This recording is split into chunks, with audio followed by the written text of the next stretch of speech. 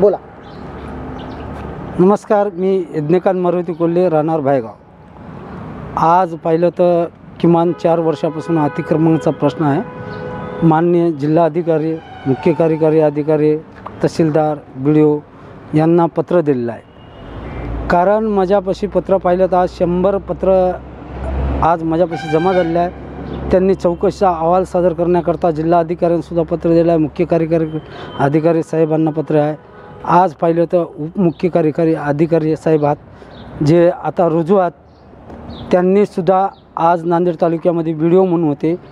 तसेच काल मॅडमसुद्धा 2-4 दिवसाखाली प्रशिक्षणाला म्हणून शर्मा मॅडम आल्या, त्यांनाच भेट झाली. त्यांनी पत्र ज्यावेळेस त्यांनी पत्राची मागणी केली, पत्र त्यांना दिलं. त्यांनी सांगितलं होतं की मला 2 ते 3 दिवसात चौकशीचा अहवाल देतो म्हणून. अहवाल देऊन कारवाई पुढच्या व्यक्तीवर कारवाई करणार असं सांगितलं होतं. मात्र आज पाहिलं तर कुठलीच कारवाई झालेली नाही. आज मला वाटते की अतिक्रमणाच्या पाठीमागेकडे लोकप्रतिनिधीचा हात आहे आणि त्याच्या बळावर ग्रामपंचायतचे सरपंच, उपसरपंच असतील, गावचे कुटुंब प्रमुख आहेत असताना त्यांनी स्वतः अतिक्रमण केलेलं आहे. आणि अतिक्रमणावर आज कुठलाही अधिकारी कारवाई करत नाही. याच्या पाठीमागेला मला वाटतं कुठलं तरी देवाणघेवाणच्या जाळ्यामध्ये अडकलेत की काय आहे हे वाटतं. आपल्या ग्रामपंचायतीचे सरपंच गावामध्ये राहतात का आणि ग्रामसेवक येतात का? आमच्या गावामध्ये पाहिलं तर आज सरपंच नांदेडलाच त्यांनी राहतात.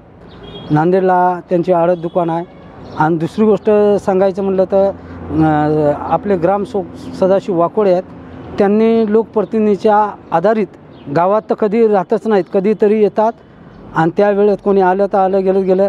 आणि कुठलीच ग्रामपंचायतीची आज पाहिलं तर ठराव त्यानं कधीच घेतलेला नाही आणि सभा बी झालेली नाही. चावडी वाचन झालं नाही का आपल्या गावात? चावडी वाचन कुठलंच काही झालेलं नाही. विकास कामं 15चे निधी वगैरे व्यवस्थित झाले का आपल्या गावात? 15 युगाच्या खाली मी एक माहितीचा अधिकार दिलं तर पत्र दिलं तर त्यांचे कुठलंच नाही. जे अधिकारी होते ते देवाणघेवाणच्या जाळ्यामध्ये अडकल्यापरी त्यांनी कुठलीच चौकशी केली नाही. बोगस तर 100% गावातले कामं आहेत.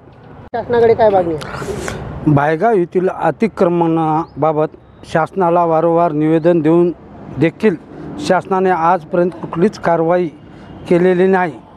माझी शासनाकडे विनंती आहे की माझ्या निवेदन दखल घेऊन शासनाने सदरीत प्रकारची चौकशी करावी आणि दोषीवर कारवाई करावी ही विनंती. तसेच येणाऱ्या 23 तारखेला जिल्हा कार्यालयासमोर आमरण उपोषण करण्यात येणार आहे. जर कारवाई झाली नाही तर